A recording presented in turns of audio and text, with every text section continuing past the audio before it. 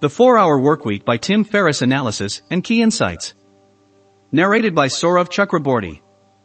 The 4-Hour Workweek is the manifesto of a new and better worldview, a profoundly transformational shift that is the antithesis to some of modern society's most entrenched and pervasive assumptions about the way life is and will be. Tim Ferriss presents a new possibility for the reality of life and actually follows it up with pragmatic, step-by-step instructions. He isn't just an author with some good ideas. He lived out every step in the book. The advice he's able to give from going through that experience was enough to change not only my life but others, as evidenced by 1.3 million copies sold in 7 consecutive years on the New York Times bestseller list. He's not a one-trick pony, either. His other 2 books have also been bestsellers, and his blog and podcast have both ranked #1 in the world in their categories. Tim has also been an investor or advisor for Facebook, Twitter, Uber, Evernote, Shopify, Duolingo, and Alibaba, among others, which would suggest he knows a thing or two about making success happen. First and foremost, to leverage the techniques in this book, you don't have to quit your job or be a risk-taker, young or single. You don't need to be born rich or graduate from an Ivy League school. Anyone can escape the deferred life plan, which the author labels as a fragile collection of socially reinforced illusions. His greatest fear is a tolerable and comfortable existence doing something unfulfilling. Real wealth comes from time and mobility, as well as money, and those who have learned to build these dual additional currencies have become what Tim calls the new rich. This is one of the underlying truths of the book. People don't want to be millionaires. They want to experience what they think only millions can buy. This book is about having a lifestyle of complete freedom without having $1 million, by using the currencies of time and mobility. Tim clarifies that you probably won't be able to replicate every single thing he recommends, but you can use the same principles to get the same results. Instead of passively accepting things for the way they are, be a dealmaker. See Chapter 5 in the summary of Rich Dad, Poor Dad for more on taking that advice to heart. The framework for most of this book is structured under the acronym DEAL. Definition: replace self-defeating assumptions. Elimination: forget time management, learn to ignore the unimportant. Provides time. Automation: learn to put cash flow on autopilot. Provides income. Liberation: create freedom of location. Provides mobility. Tim wraps up the intro by giving a pretty detailed chronology of his life, which I respect tremendously for its boldness. Almost without exception, people who succeed leave out the details of how they got there, leaving you to wonder if their methods just got them in trouble until they just got lucky, or if they really have a repeatable formula. People like to create a narrative of consistent upward progress, because that is the version of reality that the world expects. True to the stated principle of the book, Tim shares the up and down journey and lucky breaks. Summary of the 4-Hour Workweek by Timothy Ferriss. Step I: D is for definition. Chapter 1, Cautions and Comparisons, How to Burn $1 Million a Night. Tim begins expounding on his new rich classification by specifying precisely what it is not: spending your life working to buy things you don't need, like the guy who was rich enough to drop $1 million in a night at Vegas, but never liked a single one of the businesses he started. The author then provides a number of additional examples of the contrast. Here are a few. Defer, to work when you want to. New rich, to have others work for you. Defer, to retire early and young. New rich, to distribute recovery periods and adventures, mini retirements, throughout life on a regular basis and recognize that inactivity is not the goal. Doing that which excites you is. Defer, to reach the big payoff, whether IPO, acquisition, retirement or other pot of gold. New rich, to think big but ensure payday comes every day, cash flow first, big payday second. Tim sees being financially rich and being able to live like a millionaire as two profoundly different things. Why? Money is multiplied in practical or lifestyle value if you can control what you do, when you do it, where you do it, and with whom you do it. What we want isn't money, it's the power to do what we want with our lives. Chapter 2, Rules that Change the Rules. Everything popular is wrong. If everyone is defining a problem or trying to solve it the same way and the results aren't satisfactory, ask, what if I did the opposite? As an example, the author talks about how in his first sales job, he discovered that the primary barrier to setting up a meeting with potential clients was the gatekeepers, secretaries, etc. He started making all his calls only from 8 to 8:30 and 6 to 6:30, which netted him twice the number of meetings than the people who made calls all day long from 9 to 5. In this chapter, Tim presents 10 ways that you need to redefine and solve life in order to leverage this principle. Retirement is worst-case scenario insurance. The whole concept of retirement is predicated on the assumption that you dislike what you're doing during the most physically capable years of your life, which is a terrible and completely unacceptable reality. To be honest, building up enough capital to sustain a retirement above the poverty level is a mathematical impossibility for most people, given the realities of today's market. Only incredibly ambitious and hard-working individuals could ever reach such a goal, and if you're the type, are you really going to want to sit around and do nothing? You'll probably want to get another job, so why did you wait all those years? Interest and energy are cyclical. The key to thriving is alternating periods of work and rest, and that principle holds true at the career level. By distributing mini retirements throughout life, you not only have a more enjoyable life, but you are also more productive when you work.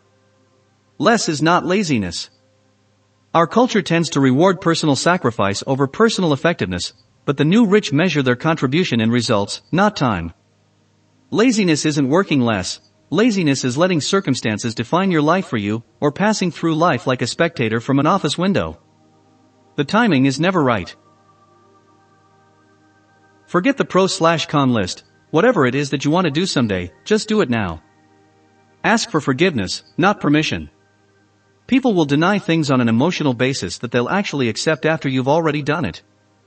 As long as any potential damage is minimal or reversible, don't give anyone the chance to say no. No. Just do it, and you can ask for forgiveness later if necessary. Emphasize strengths, don't fix weaknesses. Enhancing your strengths often provides a multiplier effect, while trying to fix weaknesses typically leads to only incremental improvement. Things in excess become their opposite. This is true of time as well as possessions. The point of this book is not to create excess idle time, but to allow you to use your time to do what you want to do rather than what you are obligated to do. Money alone is not the solution. Adding more money isn't the answer as often as we think it is. We delude ourselves into thinking that we need more and busy ourselves trying to make more, thereby avoiding the real problem. Relative income is more important than absolute income. Relative income is a measure of both time and money. For example, the person working 10 hours a week and making $10,000 is richer than the person working 80 hours a week and making $100,000. Distress is bad, eustress is good. Eustress is a stress that helps you grow. Embrace good stress instead of avoiding stress altogether. Chapter 3, Dodging Bullets, Fear Setting and Escaping Paralysis. Cut through the ambiguous anxiety about doing what you want to do by naming your worst nightmare, literally and specifically. What's the worst that could happen? Then think of simple steps you could take to recover if it did happen. Define the worst-case scenario on a scale of 1 to 10, then do the same for the potential benefit. You might find that you're avoiding taking action that could have a permanent positive effect of 9, because of a possible temporary effect of 3. Now compare that to the risk of being stuck in an office for the next 40 years. What is it really costing you to postpone action? Chapter 4, System Reset, Being Unreasonable and Unambiguous. Because most people are convinced they can only accomplish mediocre things, the competition for mediocre goals is actually more intense than the competition for incredible things. Perhaps this is also partly due to motivation. We will try much harder for a dream worth dreaming. Rather than asking yourself, what do I want, or what are my goals, try what excites me. You have to define that alternate reality to replace what you're doing now. Otherwise, you're stuck with the vague, I'll make X dollars and then I can do what I want. Define what you want. The author introduces the term dreamlining, applying a timeline to your dreams to make the shift from ambiguous wants to defined steps. This is the same technique championed by Tony Robbins in Section 3 of Money, Master the Game. The goal has to be unrealistic to be effective, and it has to focus on activities to replace the work you're doing now. Create a 6-month and 12-month timeline, and for each one write down 5 things you dream of having, 5 things you dream of being, and 5 things you dream of doing. Then convert each being into a doing to make it more defined. If you need a more defined framework, write down 1 place to visit, 1 memory of a lifetime, 1 thing you'd love to do every day, 1 thing you'd love to do every week, and 1 thing you've always wanted to learn. Out of all 15 for each timeline, circle the 4 that would change it all. Research and calculate the monthly cost of each of those 4. Think in terms of monthly cash flow, not the total cost. A $260,000 Lamborghini can be leased for less than $3,000 per month. Add up all the expenses, multiply by 1.3, cushion for savings, then divide by 30 to get your target daily income. Write down 3 first steps for each of the 4 dreams in your 6-month timeline, and take the first step now. Now, as in leave this web page immediately, go do those 4 things, then come back. Do the second 4 steps by 11 a.m. tomorrow, and the last 4 by 11 a.m. the day after. The steps should be doable enough that you can make this happen. Step 2, E is for elimination. Chapter 5, The End of Time Management, Illusions and Italians. After defining what you want to do with your time, you have to free that time, without taking an income penalty. The approach to time management that most people take is the wrong one, trying to fill every moment with productivity. Because the expectation in an office environment is constant motion, not productivity, you must remove yourself from that environment. As an employee, you'll need to liberate yourself with a remote working arrangement before you can automate it. If you're an entrepreneur, the roadblock is your business, not your employer, so you'll be going in the reverse order, automating in order to liberate yourself. Tim then introduces the Pareto Principle, famously observed by Italian economist Vilfredo Pareto: in any field of endeavor, 80% of results come from 20% of actions. Ask yourself the following questions. What 20% of sources are causing 80% of my problems and unhappiness? What 20% of sources are resulting in 80% of my desired outcomes and happiness? You'll have to spend some time to think about these questions, but if you think you can't answer them clearly, you haven't thought about them enough. There are no exceptions to the Pareto Principle.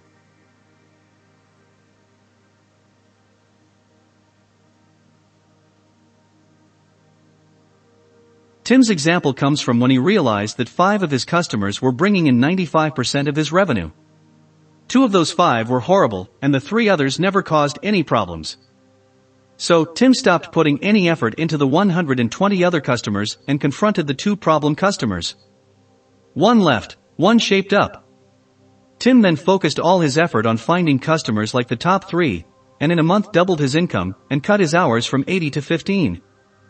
If you're going to join the new rich, you need to make the fundamental mentality shift that being busy is a form of laziness, lazy thinking and indiscriminate action. Lack of time is actually lack of priorities. The other half of time management is known as Parkinson's law. A task will swell in perceived importance and complexity in relation to the time allotted for its completion. These 2 laws are synergistic. Only do the 20% to shorten time, and shorten time so you focus on the 20%. Chapter 6, The Low Information Diet, Cultivating Selective Ignorance. Never read the news. If it's actually important, people will be talking about it, and you'll find out. Tim does email once a week for an hour, which might not be possible for those of us stuck in the 9 to 5. But the point is that if you remove yourself as the bottleneck, the problems disappear. As a mental reset, he also recommends taking 5 days to completely eliminate television, except for 1 hour of pleasure viewing, reading books, except for 1 hour of fiction and web surfing, unless necessary for work. To wrap up the chapter, Tim gives some other tips and tricks, the most important of which is practicing the art of non-finishing. Most of us are in the habit of automatically finishing whatever we start, but if you feel an article, movie, meal, or anything else is wasting your time, stop. It will take practice to break this ingrained and wasteful habit. Chapter 7, Interrupting Interruption and the Art of Refusal. Tim tells the story of how in college, whenever he didn't get an A on a paper or non-multiple choice test, he would go to the grader's office with 2 to 3 hours of questions. With this method, he learned exactly how the professor's mind worked, but more importantly, the professor would never again give him anything less than an A unless there was a very good reason. Otherwise, they knew they would face another 2 to 3 hour visit. The lesson is to be difficult when it counts. Develop the reputation of being assertive so you fight your fight once, up front, instead of many times later. In the context of this book, Tim identifies 3 main categories. Time wasters, unimportant email, phone calls, meetings, etc. Turn off the notification on your email, as well as the auto send/receive, and check email only twice per day, at noon and 4 o'clock. Tim recommends you set an autoresponder letting people know that due to the high workload you are checking email only at those times. Include a number people can call if they have an urgent need. Remember, ask for forgiveness, not permission. You could speak to your boss beforehand and propose you try the approach for a few days, citing constant interruptions and a pending deadline. Then move to check email only once a day as soon as possible. Do the same for your phone communication. Put your office phone on silent and always let it go to voicemail. In your voicemail recording, give callers that second number they can call if they have an urgent need. When someone does call the urgent number, get to the point of the call immediately. For example, hi, this is John. Caller, hi John, this is Jane. Hi Jane, I'm right in the middle of something / I have a call in just a minute / I'm about to go to a meeting. How can I help? The last step is to eliminate meetings. Tim gives a few tips for doing so. Your communication preference should be the first email, then phone, then meetings. Try to always steer people up the chain, example, from meeting to email by asking the person who has requested the meeting to send you an agenda first. Respond to voicemail with an email whenever possible. Propose if-then solutions that take you out of the problem-solving process. Meetings should never be held to define a problem, only to make decisions about a problem that is already defined. Use the agenda trick, and you'll find you can often avoid the meeting by answering the question via email. If meetings are necessary, define the end time in advance. You can cite an important commitment you have soon after the meeting. Use the phone efficiency technique when people drop by your workstation. Let the intruder know you're in the middle of something, but also insist that they go ahead and tell you what they want so you get the quick summary instead of having them bother you again later. Use the puppy dog close to manage up and across to eliminate wasteful meetings. When the pet store salesman says, just take the puppy home and try him out, and you can bring him back tomorrow if you want, it's much more likely the sale will be made and highly unlikely the puppy will be brought back. Try, I'd really like to go to the meeting, but I'm swamped today. Can I sit out just for today and catch up with X afterward? Time consumers, things that must be done but often interrupt high-level work, customer service, financial reporting, personal errands, etc. The best practice for time consumers is simple, batching. By stretching the time periods between doing these kinds of tasks than doing them all at once, you eliminate setup and switching time, among other efficiencies. Empowerment failures, when someone needs the approval to make something insignificant happen. To avoid these, establish a clear, ideally quantitative, threshold up to which your delegates have the authority to make decisions on your behalf. Adjust the threshold based on results.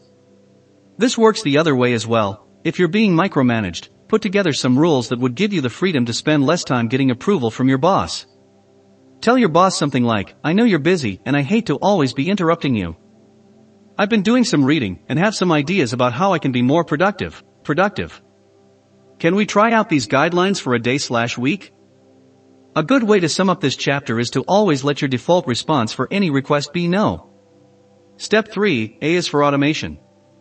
Chapter 8, Outsourcing Life, Offloading the Rest and a Taste of Geo-Arbitrage. A key part of becoming a member of the new rich is to build systems to replace yourself, and an easy way to begin doing so is to hire a virtual assistant VA, someone in a low-cost geographic location who can save you time doing menial tasks. Tim mentions Brickwork and Your Man in India. Both are still in operation in 2015, but Your Man in India seems to have shifted its focus away from VAs. You'll have to submit a request on Brickwork's website for their current rates. Elance.com is also mentioned later, and services like Fiverr have also become available since Tim wrote the book. However, going with a VA company rather than a single VA gives you a backup in case one person becomes unavailable. Try out a few VAs and see which one you like the most. First try to eliminate, and then try to automate.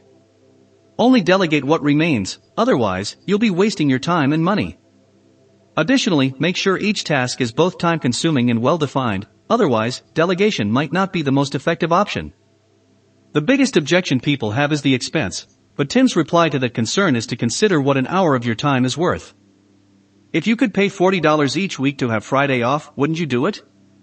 Paying $40 for a VA that saves you 8 hours of work throughout each week is essentially the same thing. The second objection is security, and the author goes into detail about how your personal information is much more secure with these VA firms than it is on your own computer. Use common sense and you'll be fine.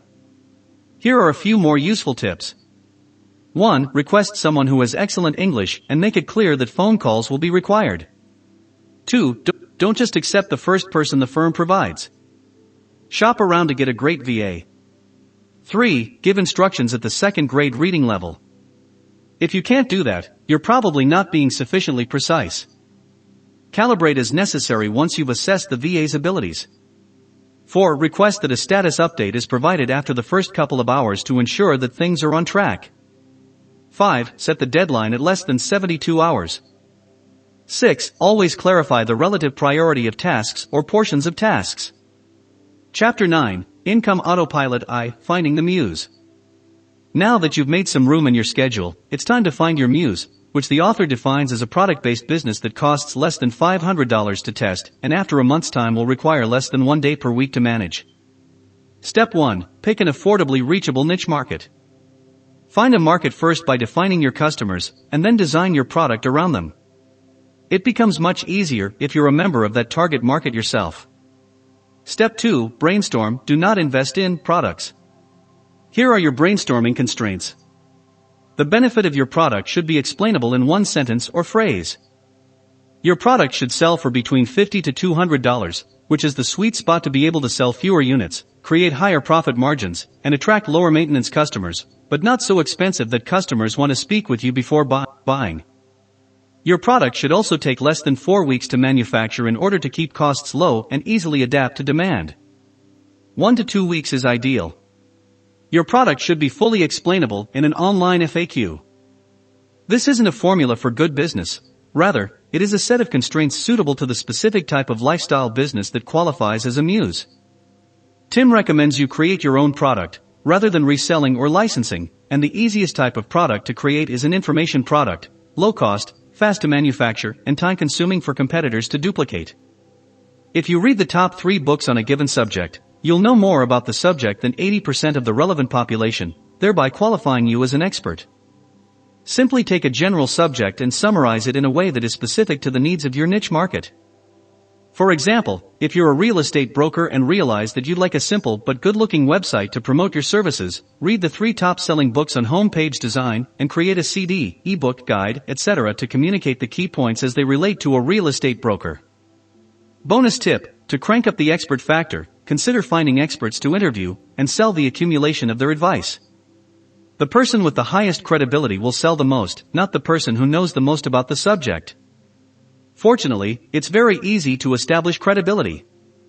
In less than a month, your bio could read like this: top relationship expert who, as featured in Glamour and other national media, has counseled executives at Fortune 500 companies on how to improve their relationships in 24 hours or less. Here's how. 1. Join 2 or 3 related trade associations with official-sounding names. 2. Read the 3 top-selling books on the topic and write a 1-page summary of each. 3. Go to the closest well-known university, put up posters advertising a free seminar on the subject, and give the seminar using the summaries you've written. 4. Call up a local branch of a well-known company and tell them you've done the seminars at the university, and that you're a member of the trade associations. Explain that you're trying to gain speaking experience outside of the academic setting. 5. Leverage your trade association membership and speaking experience to get an article published for a trade magazine. One option is to interview a known expert for the article.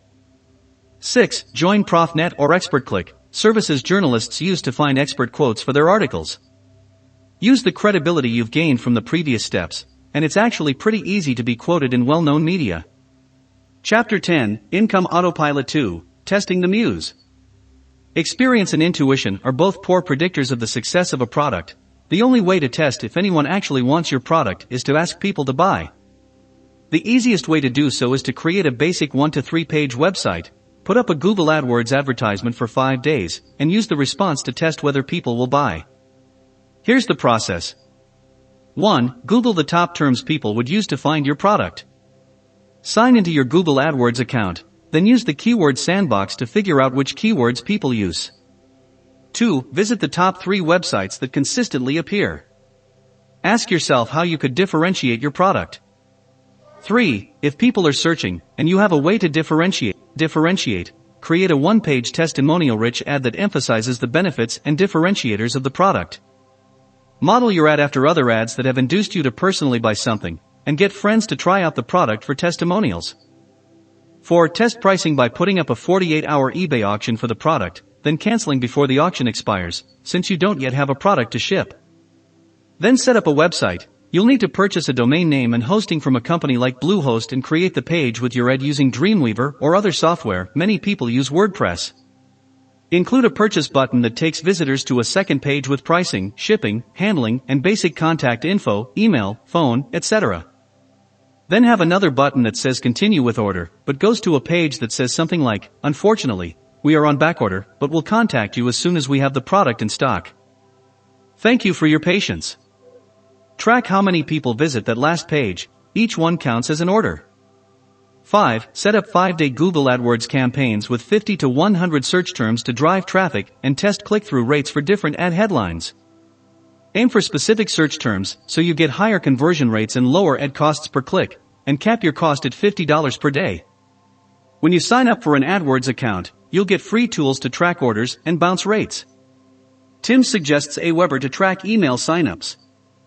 6. Compare your product costs to your product price and best click-through and purchase rates. If the math works, set up a Yahoo Store and PayPal account to receive payments. If the math doesn't work, tweak your ads and landing page until it does, or move on to the next idea. Chapter 11. MBA Management by Absence. Once you have a profitable formula, the challenge is to remove yourself from the equation. Here are the 2 primary guidelines. 1. Learn how to do something yourself, then contract outsourcing companies that specialize in that function, not freelancers. This gives you a redundancy plan so you're not depending on one person. 2. Make sure all outsourcers are able to communicate among themselves, and give them written authority to make inexpensive decisions on your behalf. Tim recommends you implement outsourcing in 3 phases. Phase I, 0 to 50 units of product sold. Start by doing everything yourself so you can learn from customers about what they want, what their concerns are, and what isn't sufficiently clear on your website. Phase 2, 10 units sold per week. Find a fulfillment company, just Google fulfillment services, who will agree not to charge you setup fees or monthly minimums, usually the smaller firms, and who will respond to inquiries from customers. Give them the list of responses you've collected from dealing with customer service yourself. After paying promptly for a month, ask for the net 30 payment terms. Phase 3, 20 units sold per week. Decide upon an end-to-end fulfillment company and ask for references to call centers and credit card processors they've worked with. Set up an account with the credit card processor first, then engage the new fulfillment company, necessary so the fulfillment house can also handle refunds and decline cards for you. If you need a call center, call the actual number of each one a few different times to test the wait times and personnel quality. An important part of setting up your Muse correctly to reduce service overhead is what Tim refers to as the art of undecision. 1. Offer only 1 or 2 product options. 2. Offer only 1 shipping option, as long as it's not overnight or expedited. Otherwise, you're inviting anxious phone calls. 3. Only take orders online, never by phone. 4. Don't offer international shipping. If you're worried you'll lose customers by doing these things, you're right, that's the point. Avoid dealing with problem customers, time consumers, by preventing them from ordering in the first place. Step 4, L is for liberation. Chapter 12, Disappearing Act, How to Escape the Office. Tim offers a 5-step process to convince your employer to let you do your job out of the office. Step 1, Increase investment. Get your employer to first invest in you to increase their cost if you leave. For example, ask if the firm has any additional pieces of training available to employees and take them. Step 2, Prove increased output offsite. Call off sick for 2 days in the middle of the week, double your work output on both days, and make sure to demonstrate and record it with an email trail or otherwise. If you have to be on your computer at work, try GoToMyPC remote access software. Step 3, Prepare the quantifiable business benefit. You need to position remote working as a business benefit, not a personal perk. Bill more client time, complete more projects, or otherwise demonstrate quantified improvement. Explain the increased productivity as less time commuting and fewer distractions. Step 4, Propose a revocable trial period. Informally mention to your boss how you were sick those 2 days and didn't expect to get anything done, but were actually twice as productive. Ask if you could try working from home Monday and Tuesday for the next 2 weeks as a trial that your boss can veto at any time. Make sure to mention that you will, of course, come to the office for any meetings or anything else that comes up. So what do you think? Test it out starting next Monday and see how much more I get done? When your boss objects, acknowledge his concerns and propose working from home only 1 day a week instead. Step 5. Expand remote time. Continue to kill it on your work from home days and slightly drop your in-office performance to heighten the contrast. Ask for another trial period with an extra 2 days at home, dropping down to 1 extra day if necessary. After your boss has gotten used to this, ask for a full-time remote trial of 2 weeks as you visit relatives out of state, or some other understandable reason to need to be away.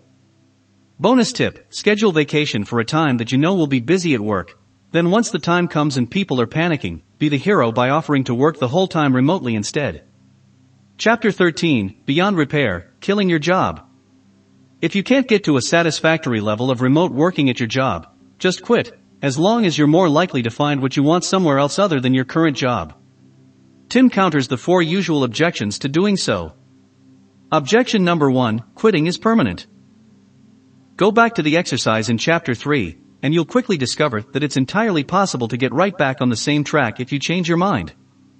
Objection number 2, I won't be able to pay the bills.